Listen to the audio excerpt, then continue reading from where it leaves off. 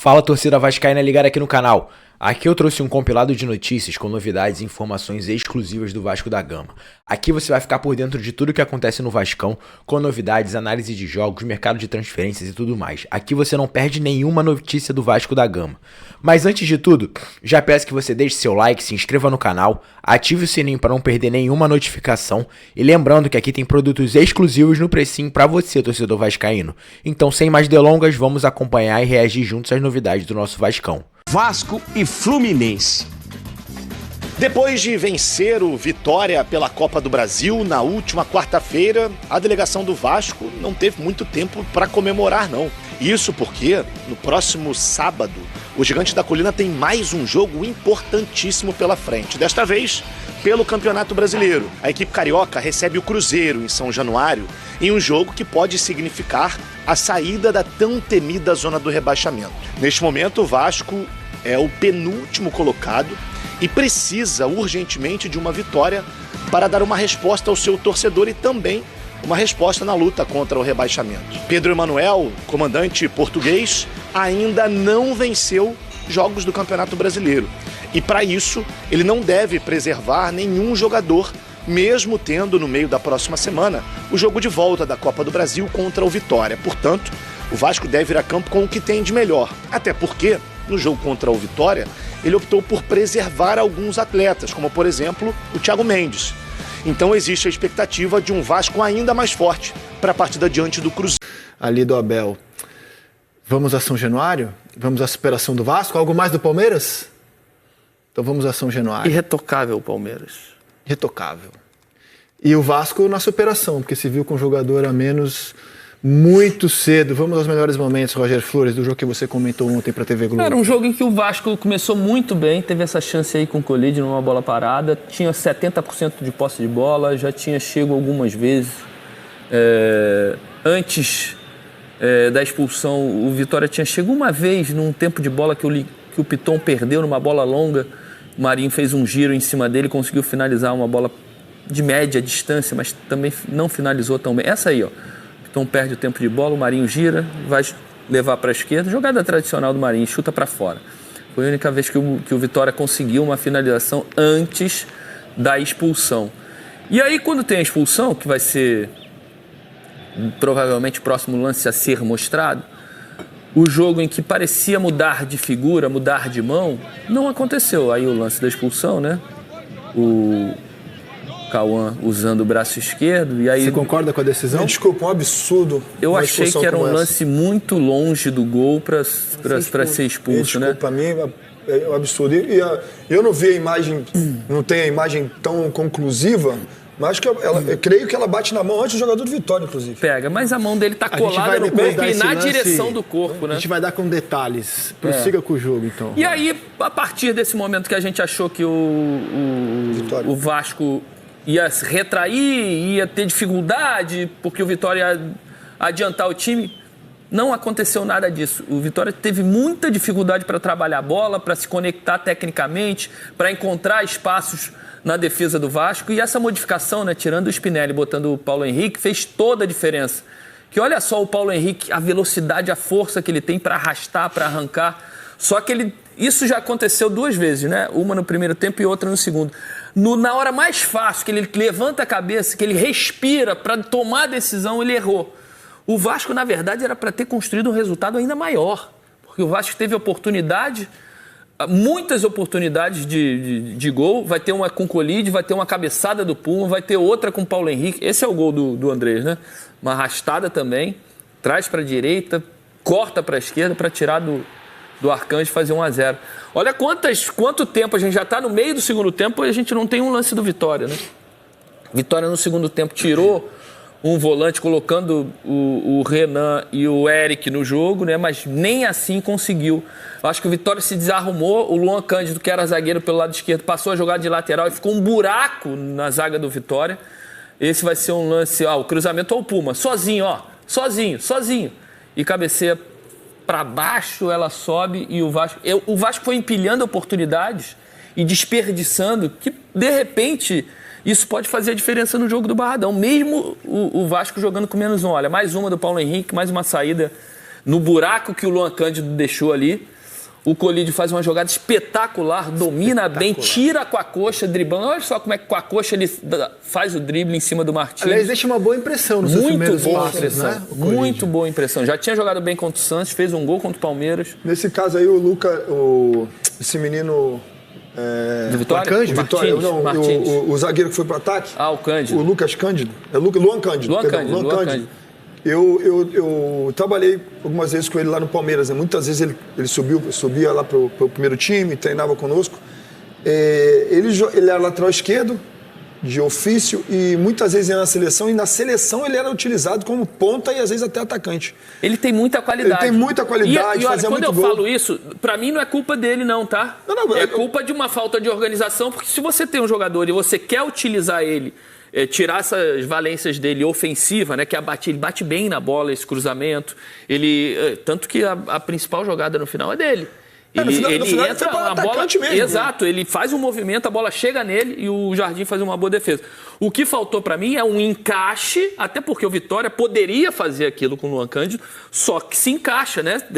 Traz o Kaká um pouco para cá, o Brits estava jogando de lateral, você pode trazer ele para fazer a função de zagueiro. Ele trouxe o lateral esquerdo para fazer a função como 3 zagueiros, e o Wallace, quando entrou, vinha muito fazer o 3 zagueiros. O que eu entendo que foi, essa foi a dinâmica, aí os jogadores no campo, parece que os caras...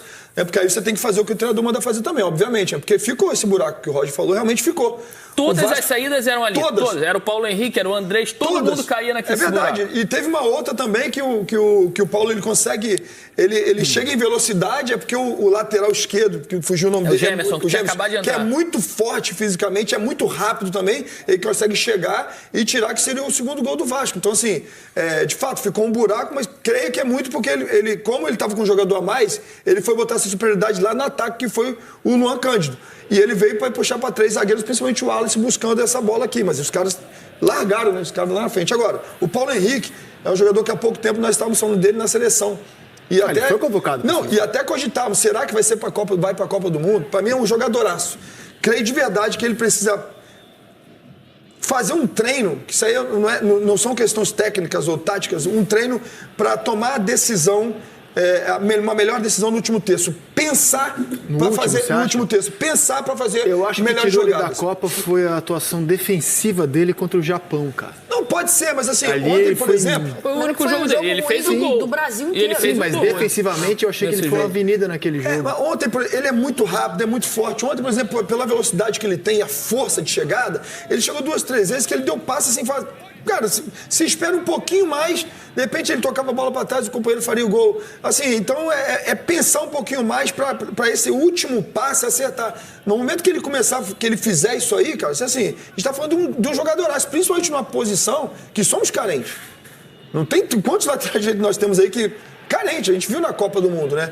É diferente, por exemplo, do Arias, que fez uma jogadaça e chegou no último terço e deu um bom passe, que no caso quem foi que errou foi o atacante. Então ele precisa melhorar isso aí para realmente se tornar um maior do que ele já é. Ele é um muito bom jogador, gente. Ele é muito bom jogador. Então, dito isso, Rizek, eu acho que ficou barato pro Vitória ontem, né? Dentro do cenário do jogo, né? Do que foi apresentado dentro das 4 linhas, ficou barato pro Vitória. Isso era jogo aí, pelas oportunidades que o Vasco perdeu, era para jogo 2, 3 gols de diferença. Aliás, tem sido isso, né? Você pega os últimos jogos do Vasco, a derrota de 3-0 para o Santos. Todo mundo acha que a derrota foi injusta do ponto de vista do volume de jogo. O Vasco criou, não fez nenhum. O resultado, ele mascara muitas coisas nesse Santos e Vasco. Contra o Palmeiras, idem. O primeiro tempo, muito bom do Vasco, não conseguiu machucar o Palmeiras, tomou a goleada no segundo. Ontem, com 1 a menos, criou volume para ganhar mais folgado. Só fez um gol, um golaço, né? Embora com falha. Falha, né? Sim. Do Lucas Arcanjo. Falha, né? Acho que ele demorou também a chegar. Falha, né? Não é tão falha quanto a do Brasão. Não. Essa é uma bola mais difícil. Falha. Ele toca na bola. Eu tenho evitado tuitar durante os jogos. Por quê? Porque eu juro pra você que eu peguei o celular e tava escrevendo assim: Lucas Arcanjo hoje é top 3 goleiros da temporada do futebol brasileiro. Eu tava escrevendo isso, gol do Vasco. Mas pra mim tá? Mas aí foi melhor. Independente do gol, pra mim... Outro dia eu escrevo. Pra mim ele porque o Vitória, ele passou outros jogos do Confiança. Foi Confiança que o Vitória passou? Assim, Se não tem o Lucas Arcanjo no gol, é brincadeira. Dentre outros jogos, o que vem acontecendo, que esse goleiro tem feito é brincadeira. E ontem, pra mim, não foi um erro, não. Poderia fazer melhor? Poderia fazer melhor. Era evitável. Era evitável. Era defensável. Era defensável. Mas, assim, o que ele tá fazendo, sem dúvida, ele tá merecia ser... muito. Tá entre os 3 melhores goleiros, sim, com certeza. Só pra continuar, né, em relação... Essa é a jogada do Cândido, né? O Mateuzinho deixando ele na cara do gol, o movimento de atacante. E aí o Léo Jardim cresceu na frente, fez a defesa.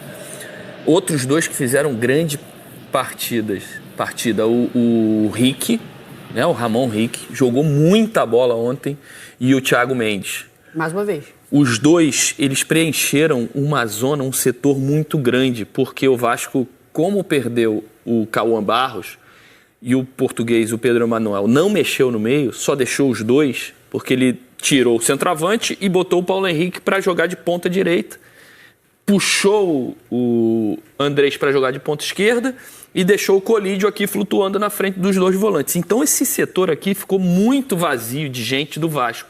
O que eles correram, o que eles preencheram espaço e o que eles pensaram a partida é coisa de gente grande, né? E é um moleque de 19 e um rapaz de 36.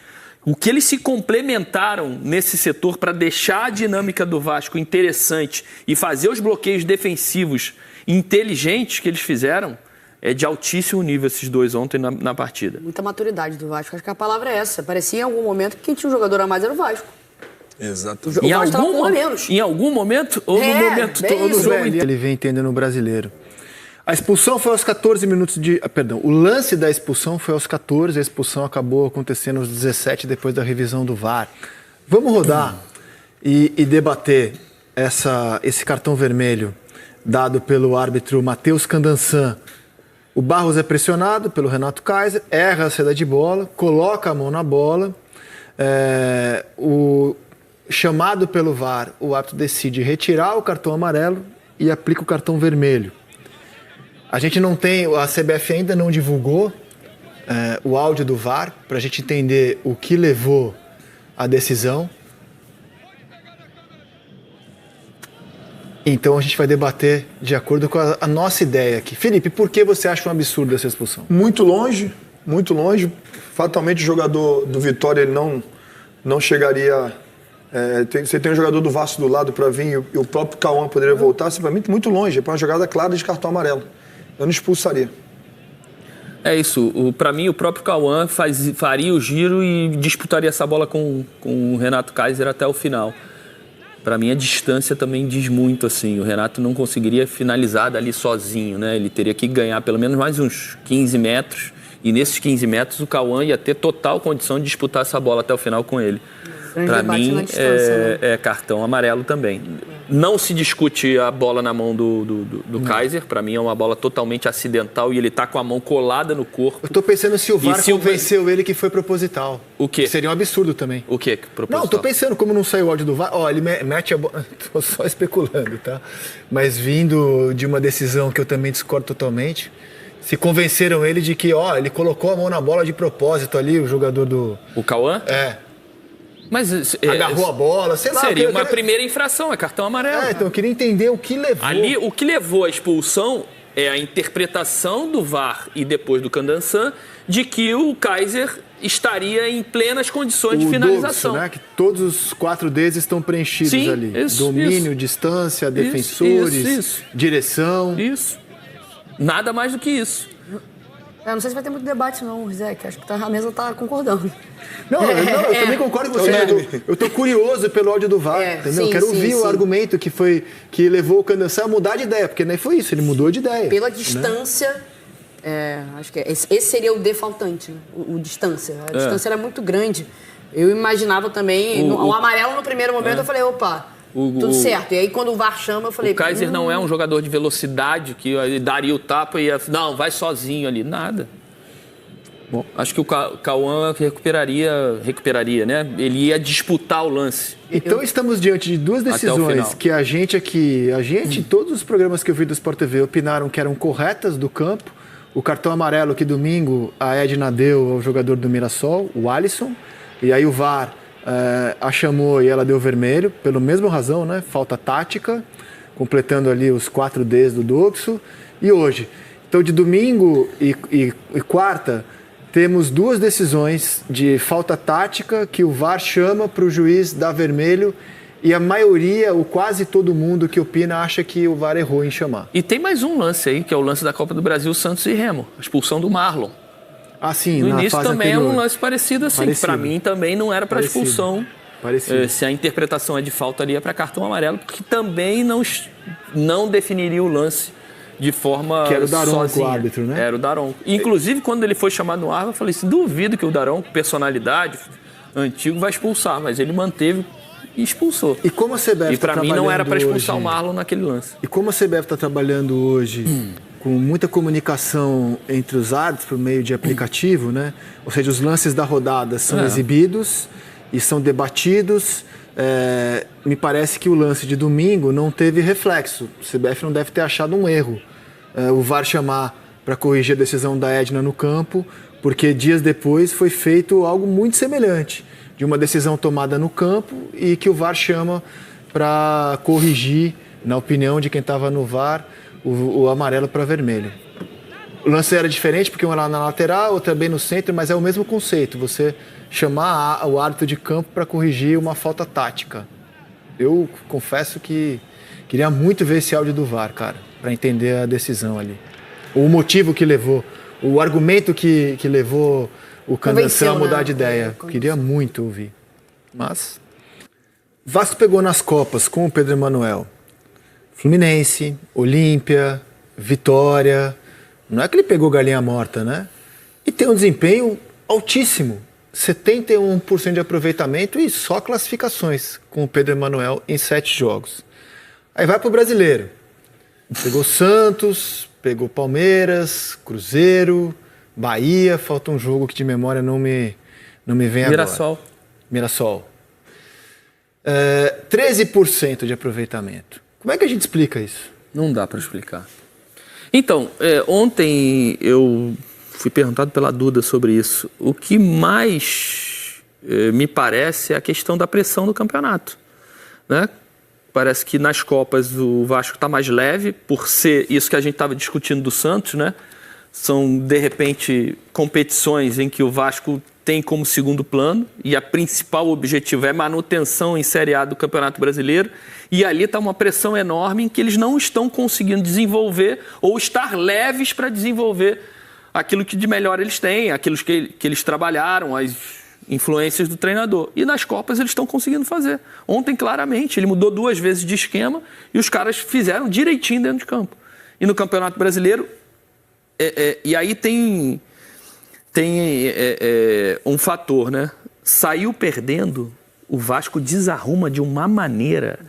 Desaba, né? Mentalmente no jogo, que o jogo flui. Aí é troca de passe aqui, inversão de 30, 40 metros, domínio difícil, giro, associação curta com passes mais refinados, tudo saindo. Vasco toma um gol...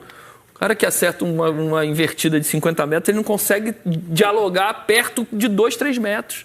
O jogo contra o Palmeiras agora, final de semana. É um desastre. Né?